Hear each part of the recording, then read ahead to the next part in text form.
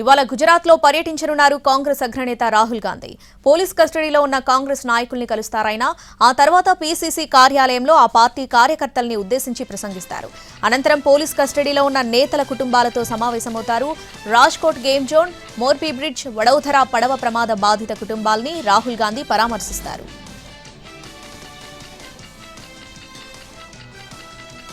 ఇవాల్టి సీఎంల సమావేశంలో తెలంగాణ డిమాండ్స్ పై ఫోకస్ పెట్టారు రేవంత్ రెడ్డి. టీటీడీ మెంబర్స్ తో పాటు ఆదాయం ఆస్తుల్లో 48.58% వాటా కావాలంటుంది తెలంగాణ. భద్రాచలంలో 7 మండలాలు తిరిగి తమకివ్వాలని కోరే అవకాశం ఉంది. ఇక కృష్ణాపట్నం, మచిలీపట్నం, గంగవరం పోర్టుల్లో తమకు వాటా కావాలంటుంది. సముద్ర తీరంలో తెలంగాణకు వాటాను కోరే అవకాశం ఉంది. కృష్ణా జలాల్లో 558 టీఎంసీ కేటాయించాలని తెలంగాణ కోరుతుంది.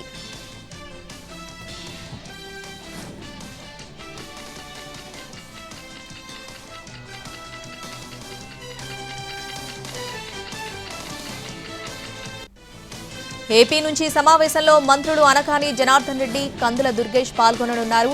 అధికారుల బృందంలో సీఎస్ ఆర్థిక శాఖ, కీలక విభాగాల కార్యదర్శులున్నారు. విభజన చట్టం అంశాలపై ఏపీ, తెలంగాణ సీఎంలు అజెండాను ఖరారు చేసుకున్నారు. 10 అంశాల అజెండాను తెలుగు రాష్ట్రాల సీఎంలు సిద్ధం చేసుకున్నారు. విభజన చట్టం స్కెడ్యూల్ 9-10 సంస్థల ఆస్తులపై చర్చించే అవకాశం ఉంది. షీలా బీడే కమిటీ సిఫారసులను సమీక్షించనున్నారు.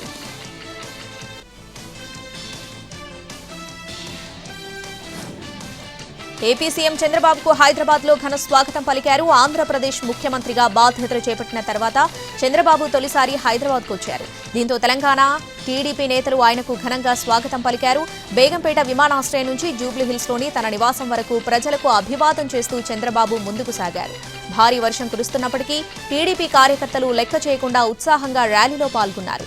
ఆయనను చూసేందుకు అభిమానులు వర్షంలోనే ఎదురు చూశారు.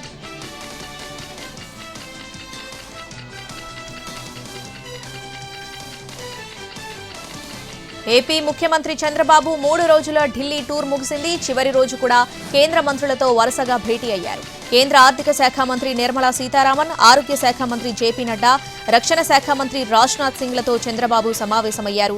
రాష్ట్రానికి రావాల్సిన నిధులు, పెండింగ్ పనులపై చర్చించినట్టు సీఎం తెలిపారు. వికసిత్ భారత్, వికసిత్ ఆంధ్రప్రదేశ్ లక్ష్యంగా ఆలోచనలు పంచుకున్నామని తెలిపారు. అనంతరం హైదరాబాద్కు వచ్చేశారు.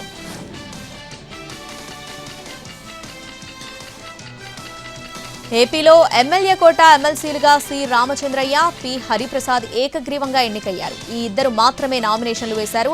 నామినేషన్ల ఉపసంహరణకు గడువు పూర్తి కావడంతో ఎమ్మెల్సీలుగా వీరిద్దరూ ఏకగ్రీవంగా ఎన్నికైనట్టు ప్రకటించారు రిటర్నింగ్ అధికారి.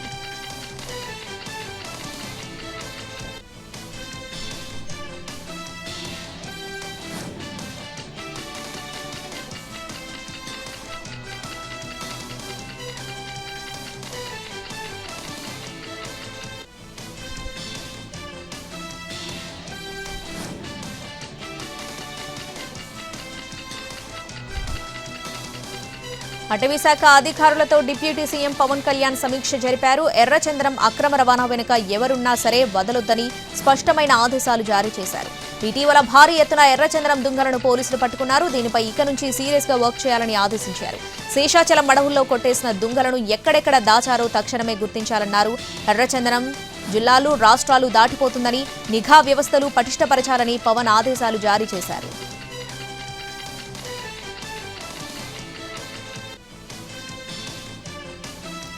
డిప్యూటీ సీఎం భట్టి విక్రమార్క అధ్యక్షతన కేబినెట్ సబ్ కమిటీ భేటీ అయింది.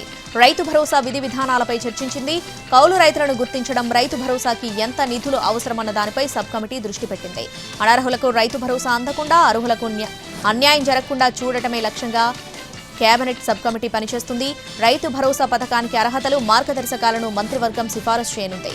కమిటీ సిఫారసులపై అసెంబ్లీలో చర్చించి తుది నిర్ణయం తీసుకోనున్నారు.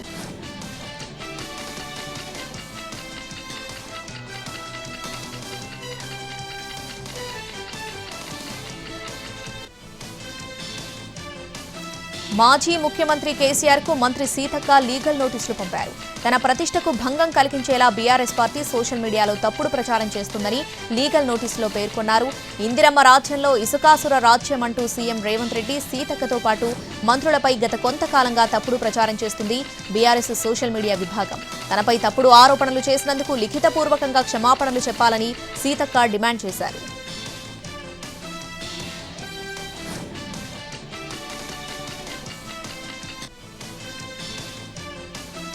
సామాన్యుడిపై భారం పడకుండా శాస్త్రీయ పద్ధతిలో భూముల ధరల సవరణ ఉండాలని మంత్రి పొంగులేటి శ్రీనివాసరెడ్డి ఆదేశించారు.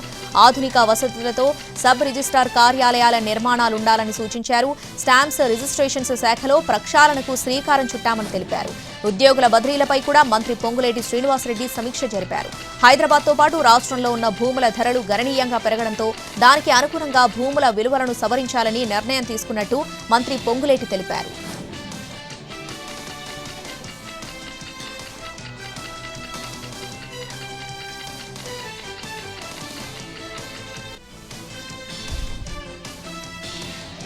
పొల్యూషన్ కంట్రోల్ బోర్డుపై సమీక్ష నిర్వహించారు AP deputy CM Pawan Kalyan. మాజీ ఎమ్మెల్యే ద్వారంపూడి కుటుంబానికి చెందిన కంపెనీల పర్యావరణ నిబంధనలపై ఆరా తీశారు. ద్వారంపూడి కుటుంబానికి చెందిన వీరభద్ర ఎక్స్పోర్ట్ సంస్థ పర్యావరణ నిబంధనలు ఉల్లంఘించినట్లు పీసీబీ అధికారులు స్పష్టం చేశారు.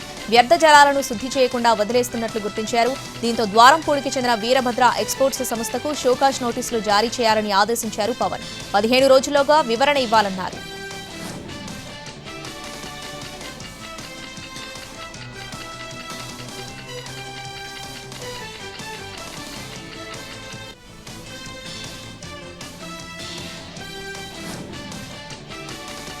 వైసీపీ మాజీ ఎమ్మెల్యే పిన్నెల్లి రామకృష్ణారెడ్డి కస్టడీకి కోర్టు అనుమతించింది.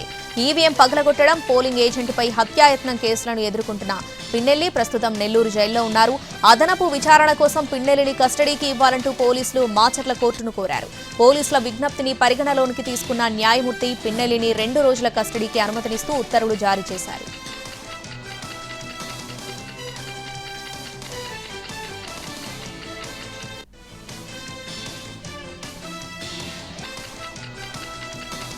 పోలవరం ప్రాజెక్టుపై కీలక వ్యాఖ్యలు చేశారు మంత్రి నిమ్మల. ప్రాజెక్టు భద్రతా దృష్ట్యా కొత్త డయాఫ్రమ్ వాల్ కట్టాలని నిర్ణయించామన్నారు.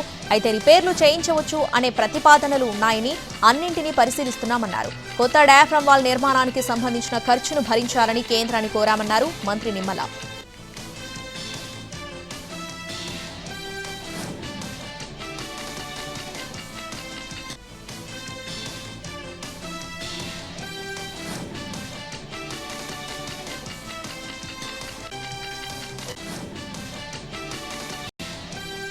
హైదరాబాద్ పాతబస్తీ కాలపత్తార్ పోలీస్ స్టేషన్ పరిధిలోని ఖాజా పహాడీలో నార్కోటిక్ పోలీసులు రైడ్స్ చేశారు. ఓ ఇంట్లో గుట్టు చప్పుడు కాకుండా ఈ సిగరెట్లు విక్రయిస్తున్న 3 అదుపులోకి తీసుకున్నారు. వారి దగ్గర నుంచి 55 డబ్బాల ఈ సిగరెట్లు స్వాధీనం చేసుకున్నారు. 3 అదుపులోకి తీసుకుని విచారిస్తున్నారు.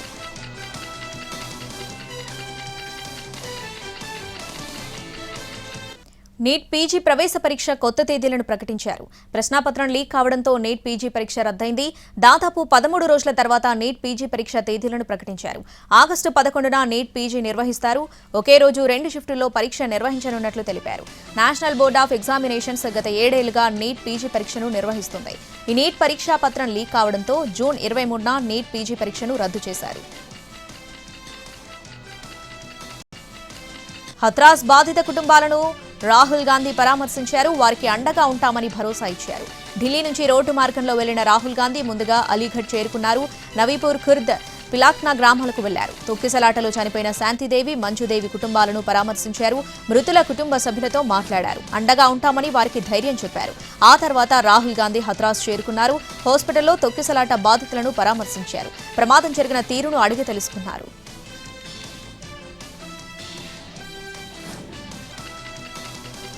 సుపారీ ఇచ్చి భర్తను హత్య చేయించిందో భార్య. హైదరాబాద్ జగద్గిరిగుట్టలో జరిగిన ఈ మర్డర్ కేసును పోలీసులు ఛేదించారు. గత నెల 29న జరిగిన అనిల్ హత్య కేసులో 4 నిందితులను అరెస్ట్ చేశారు.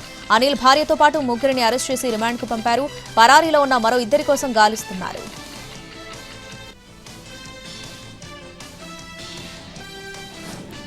ఉస్మానియా మెడికల్ కాలేజీలో డ్రగ్స్ కలకలం రేపాయి. కొంతమంది జూనియర్ డాక్టర్స్ డ్రగ్స్ కు బానిసవుతున్నారు.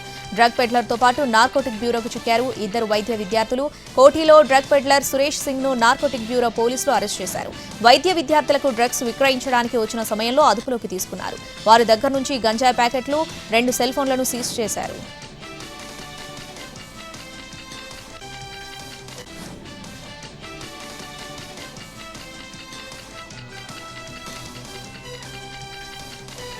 రంగారెడ్డి జిల్లా పెద్దంబర్పేట ఔటర్ రింగ్ రోడ్డు వద్ద పోలీసుల కాల్పులు కలకలం రేపాయి. పార్థీ గ్యాంగ్ను చేసింగ్ చేసి క్రమంలో వారు పోలీసులపైకే కత్తులతో దాడికి దిగారు. ఈ దోపిడీ దొంగల గ్యాంగ్ను పట్టుకునేందుకు నల్గొండ పోలీసులు 2 రౌండ్ల కాల్పులు జరిపారు. దొంగలు వస్తున్నారనే సమాచారంతో ఔటర్ రింగ్ రోడ్డు దగ్గర మాటు వేశారు పోలీసులు. వ్యాన్లో వస్తున్న వారిని అడ్డగించే ప్రయత్నం చేశారు పోలీసులు. వారిని చూసి కత్తులతో దాడికి దిగింది పార్థీ గ్యాంగ్. అప్రమత్తమైన పోలీసులు వారిపై కాల్పులు జరిపారు. అనంతరం 4 నిందితులను అదుపులోకి తీసుకున్నారు. దోపిడీలు, దొంగతనాలు, హత్యలు చేయడంలో పార్థీ గ్యాంగ్ ఆరితేరింది.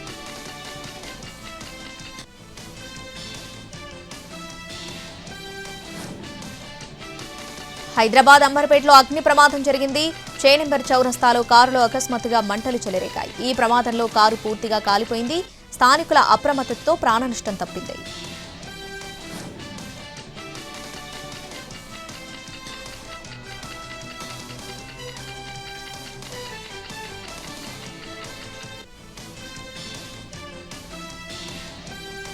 మహమ్మద్ సిరాజ్ కు హైదరాబాద్ లో ఘన స్వాగతం లభించింది. ముంబై నుంచి శంషాబాద్ విమానాశ్రయం చేరుకున్న అతనికి క్రికెట్ అభిమానులు బ్రహ్మరథం పట్టారు. భారత్ మాతాకి జై అనే నినాదాల మధ్య స్వాగతం పలికారు. ప్రపంచ కప్ గెలిచినందుకు చాలా సంతోషంగా ఉందన్నాడు సిరాజ్. రానున్న రోజుల్లో తాను మరింతగా కష్టపడి భారత జట్టుకు మరిన్ని పథకాలు సాధించే విధంగా కృషి చేస్తానన్నాడు. ఛాంపియన్ గా నిలిచిన అనుభూతి వర్ణించడానికి మాటలు రావట్లేదన్నాడు. ఇది హైదరాబాద్ కు గర్వించదగ్గ క్షణాలన్నాడు సిరాజ్.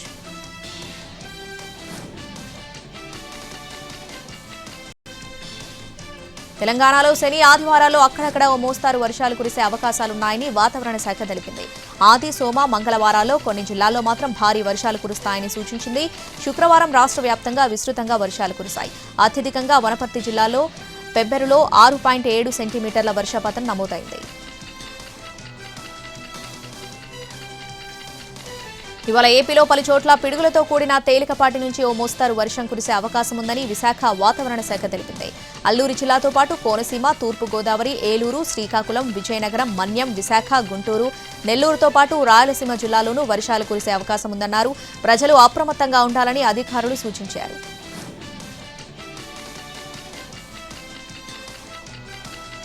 తనతో సహజీవనం సాగిస్తున్న హీరో రాజ్ తరుణ్ మరో మహిళకు దగ్గరై తనను బెదిరిస్తున్నాడంటూ లావణ్య అనే యువతి పోలీసులకు ఫిర్యాదు చేశారు. 11 ఏళ్లుగా తాము కలిసి ఉంటున్నామని ఫిర్యాదులో పేర్కొన్నారు. ఇద్దరి మధ్య తలెత్తిన వివాదంతో తనను దూరం పెట్టారని ఆరోపించారు. అయితే దీనిపై రాజ్ తరుణ్ స్పందించారు. తామిద్దరం సహజీవనం చేసిన మాట నిజమేనన్నారు. గతంలో ఆమె డ్రగ్స్ తో పట్టుబడి అరెస్ట్ అయిందని చెప్పారు. ఆమెతో పెళ్లనేది తప్పుడు ప్రచారమని కొట్టిపారేశారు. తాము పోలీసులకు ఫిర్యాదు చేశామని తెలిపారు. తాము బెదిరించలేదని రాజ్ తరుణ్ పేర్కొన్నారు.